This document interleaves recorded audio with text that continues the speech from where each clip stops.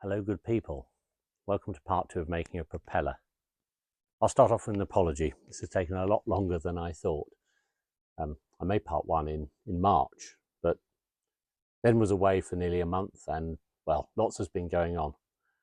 I was expecting to be shut in the workshop this week for a few days, as it usually rains every time I come home. But we're on day 11 of, well, summer, I suppose. The weather has been absolutely terrific. So I've done lots of other things like flying.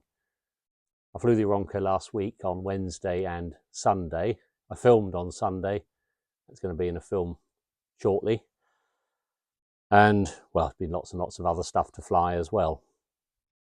The dear old Vauxhall is awaiting a new fuel pump. If you're a regular viewer, you'll know it conked out the other day, although it got me home. Anyway, that's meant to be running for Sunday, as the teenage getaway driver and I have got a road trip planned. Again, we'll film it, and do come along if you want. Anyway, last week I went and got some planks. So I got 4 planks here, Douglas fir. It's furniture grade. It's not aeroplane grade, but of course we don't even know if this engine will ever fly again. And the whole point of making a propeller is so the engine can be run. You'll recall we turned this up in part 1, and the plan today is to get the planks cut to length, glued together, and then bandsawed to shape using this once the glue's dry. So let's get on. I know the planks are a bit too long. The propeller is proposed to be 63 inches diameter. So, is that right? Yes, it is, 1600. That's right, 1600 watts it's 63 inches. So let's cut them off at 64. So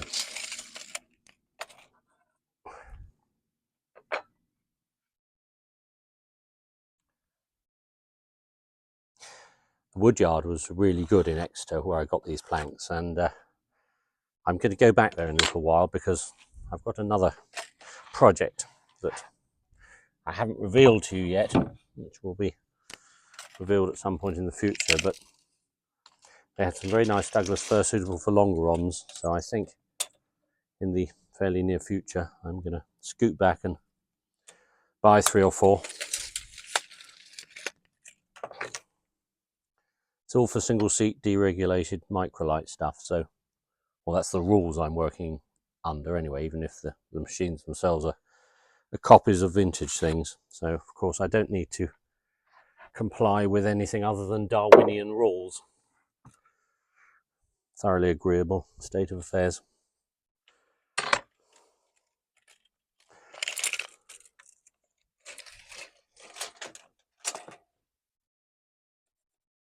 That's 64. Did I measure that one 64 or 63? Blimey. There's a point. Oh, I did do 64. Measure twice, cut once. Let's just make sure I'm not being a silly old fool.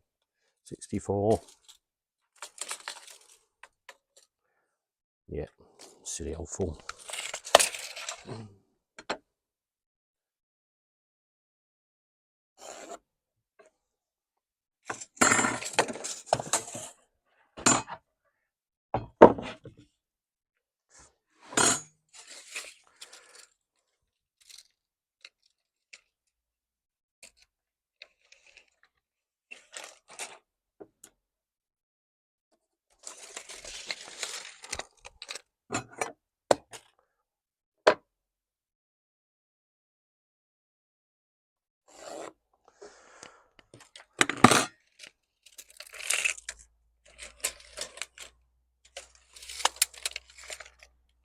Good, let's go and use the bandsaw.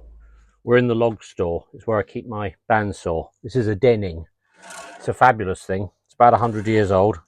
It's Denning & Co. Chard, which is in Somerset on the side. I bought it off an old boy who was a wheelwright, and he was retiring, aged about 90. I bought a few machines off him.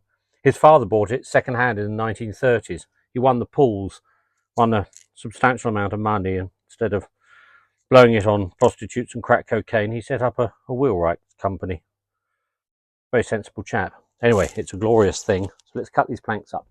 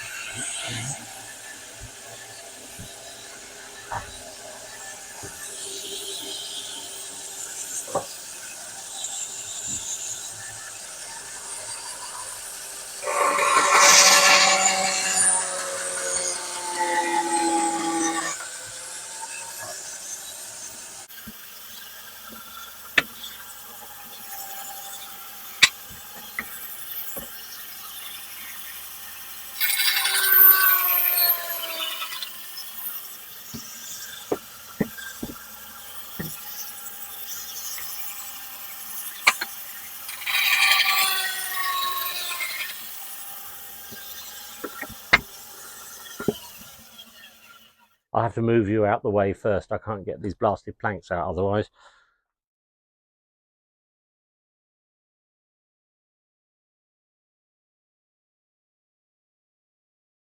I need to make a load of clamps to hold the propeller blank together once it's glued.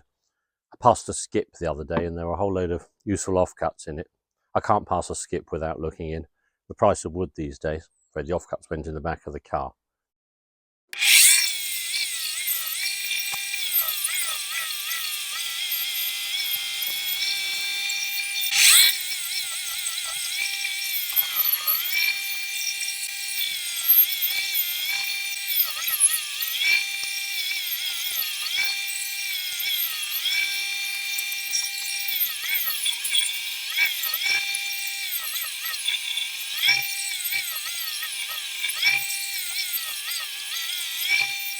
I'm just working out how many clamps I can get from this pile of bits. Page 21, if you're using Eric's book. He reckons you need 14 clamps, so that's 28 rods and 28 bits of wood. Planks are 8 inches wide. I don't want the thread too far outside the plank, so I reckon about 11 inches. So how many have I got? There's 4 there, 6, 8, 10. 10 behind there. These can all be cut in half, so each of those will make, that's 6 there, and 2 more of those, that's another 10, so that's 20. I suppose I need 28, so they won't cut in half, they're not long enough. How long is that one? 3 feet, so I can get 3 out of those, so I need another 5. Right, go and find a little more wood.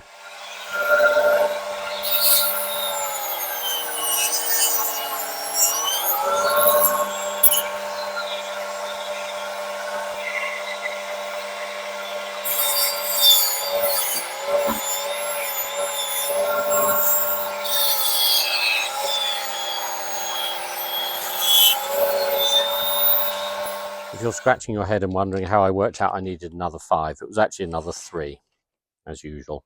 Got it wrong. There we go. So these 3 will do it nicely. Off to the bandsaw.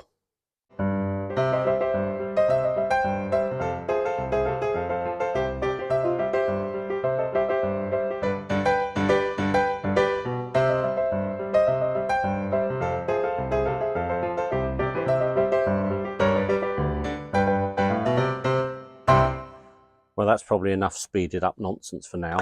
I'm just going to drill a whole load of holes, and I don't intend to film it all. What I will show you, though, is a top tip. When you're making lots and lots of the same thing, rather than messing around measuring, just make a measuring stick out of some scrap or something. These don't have to be absolutely perfect. They want to be in the center and like so. The point is, if you use a measuring stick like this, you're very unlikely to make a wrong measurement, unlike if you use a ruler or measure time and time again. It's too easy to actually balls up and read the wrong thing. So yeah, just make a measuring stick and mark it off. Anyway, I'm not going to film this bit. I'll turn the camera off and we'll pick it up once I've drilled umpteen holes. That's the first of the clamps on. I've made these clamps pretty strong. They're probably a bit beefier than the ones that Eric shows in the book. He uses 1 inch thick. I've gone 1.5 inches because I had that scrap material that was fine. He reckoned 3/8. These are 12mm, mainly because I had a bag of 12mm washers anyway, and a whole pot full of 12mm nuts from another job. I only needed a few, but it was almost as cheap to buy 100 in a bag as it was to buy 10. So I took the bag of 100. So I've got 5 lengths of this is 1 meter lengths of 12mm studding. So they need to be near enough 7 inches long, mixing millimeters and inches here. Going to end up in a disaster.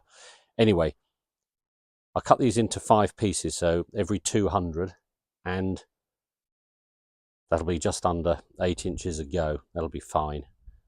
Again, I'm not going to point the camera at it. I'll just come back in a moment. Go and have a cup of tea or a Valium or laudanum or something.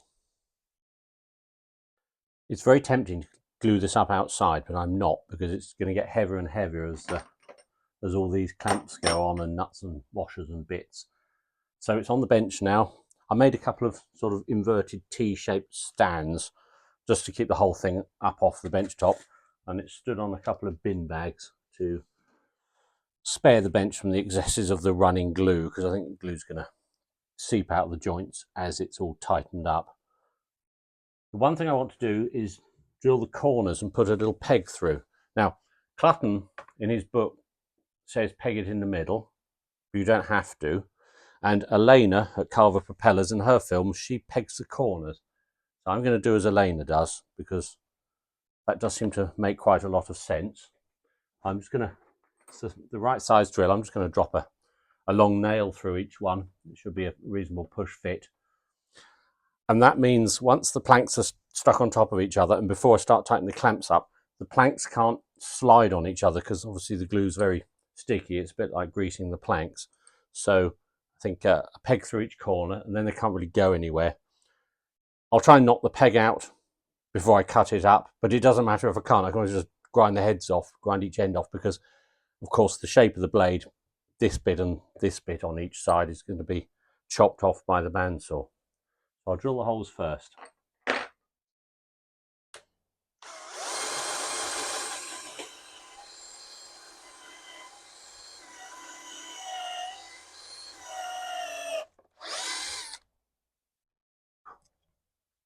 Surprisingly hard.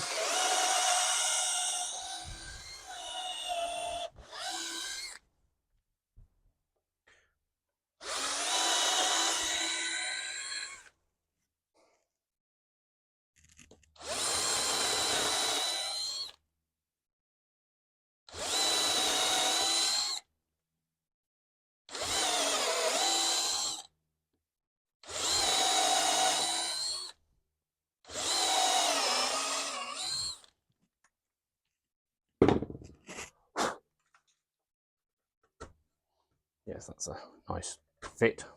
Good. The glue I'm using is this cranberry sauce that I found in the back of the fridge from last Christmas. It's semi-solidified already. Perfect stuff, I think, and should make nice red joints. So easy to see where each lamination is. Should we try that again? The glue I'm using is Type Bond 3, which I'm actually going to put in a cranberry sauce jar and dollop all over the planks. It does amuse me reading the small print. I know it's not an aeroplane glue. I'm very aware of that, but it's really good stuff, very strong, waterproof, and I've used it on lots of other things. It's really, really super stuff. But it does amuse me. It says here, not for structural or load-bearing applications. Well, I always thought when you stuck things together, it was generally because you wanted them to stick together, and therefore there is some form of load-bearing application. I suppose it's for some idiot lawyer. Anyway, not for us to care about. More importantly, it says, in English, dollop on thick and clamp for a minimum of 30 minutes. Well, I'm going to clamp it up for about 24 hours. I think that'll do us nicely. I'm decanting it into a jar. One, because it's easier to use the brush dipping in the jar. And secondly, it means whatever goes in the jar doesn't go back into the main tub of glue. Therefore, I don't go and contaminate the big bottle of glue here with muck out of the jar. And no doubt this will shed hairs like a molting dog all over the propeller blank, but there we are.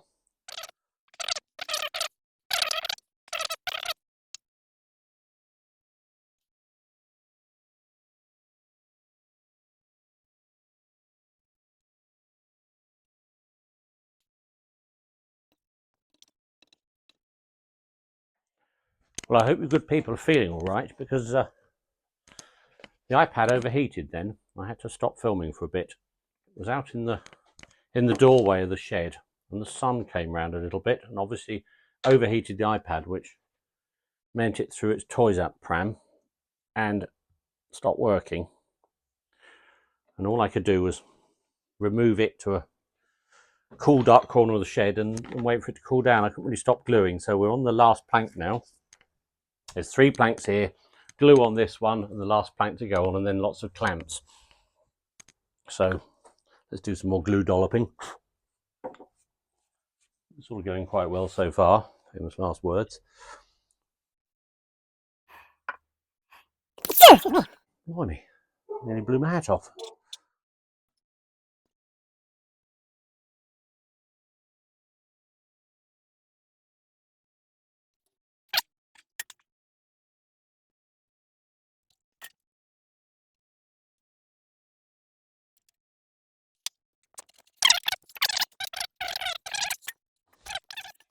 It's okay. I noticed these Douglas fir splinters are horrible. Not really considered that before. So if I drop that through there, and that through there, then I can probably make a real mess of everything. One, on, and through, and through.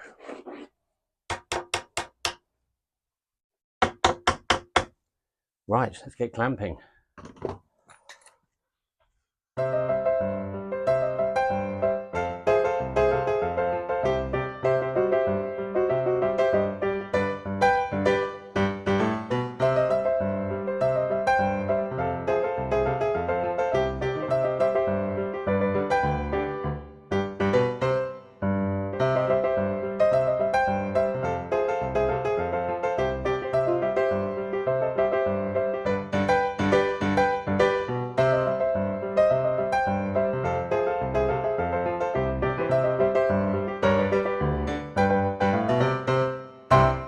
The whole thing's trussed up tighter than a nun's knickers now.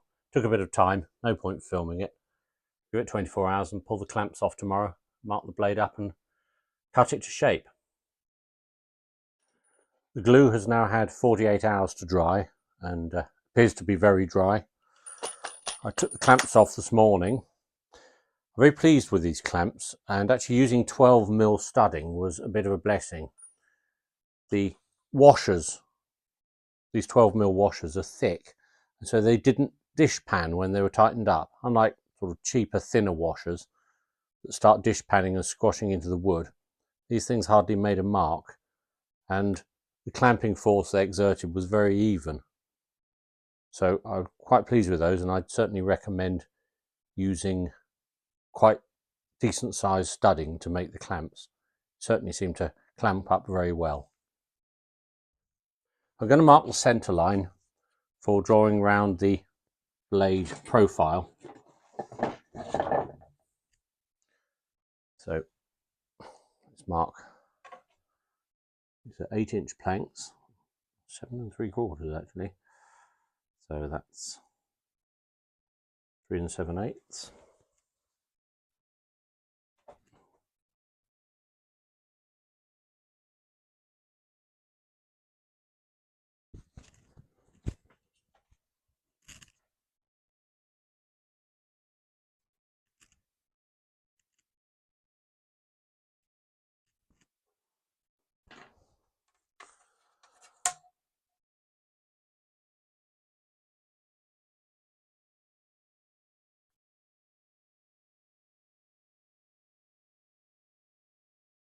There's a bit of leeway on each side because the planks are quite a lot wider than the finished propeller. One thing this line needs to be is straight,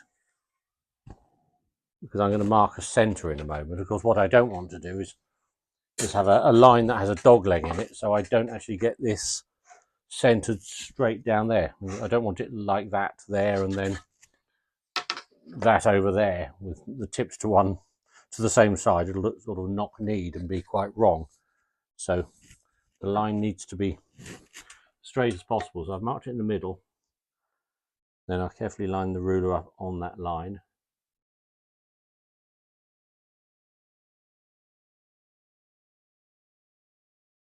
That looks nice and straight. To that end.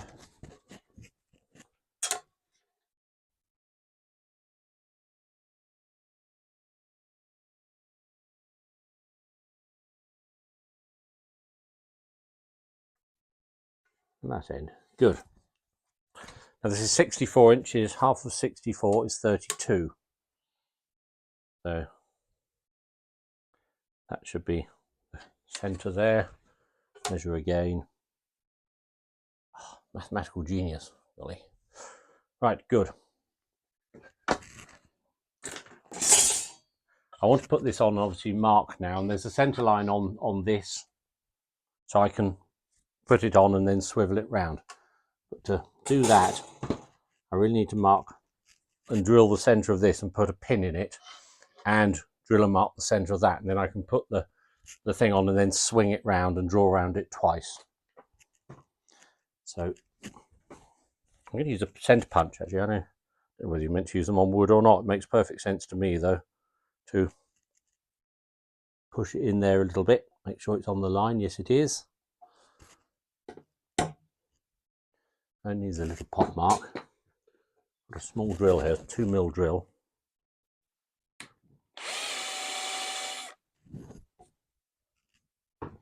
Likewise, I don't want to drill into the propeller blank unnecessarily. If I just mark the centre of the profile, soft as anything.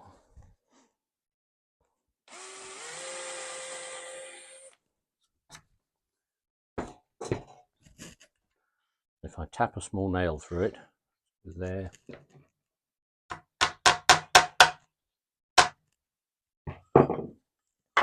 Through a bit further.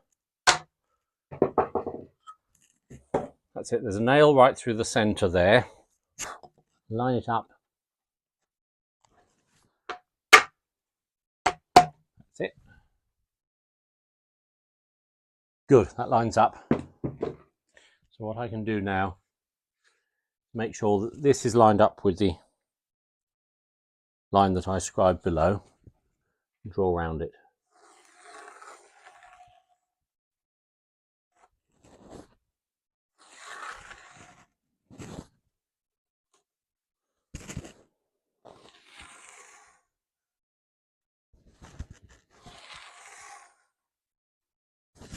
Then I'll turn that carefully without lifting the nail out.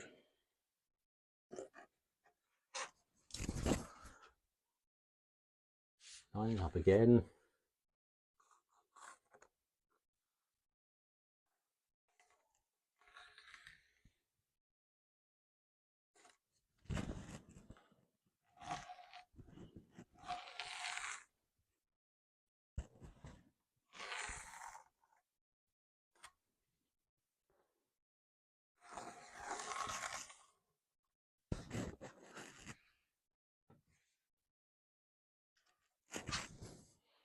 Excellent. So that's now marked and ready for band sawing. Now actually, I said at the beginning of this film that I was going to band saw it out, but I'm not. I've actually got to go back to work tomorrow and I don't want to cock it up. So I'm going to stop there for this part and we'll pick it up again on part 3. Things I have done though, whilst I've been messing around the workshop, once it's band sawed out, but before any cutting of the profile takes place, I need to drill the centre with an auger for the hub. I also need to drill the 6 propeller holes, the bolt holes.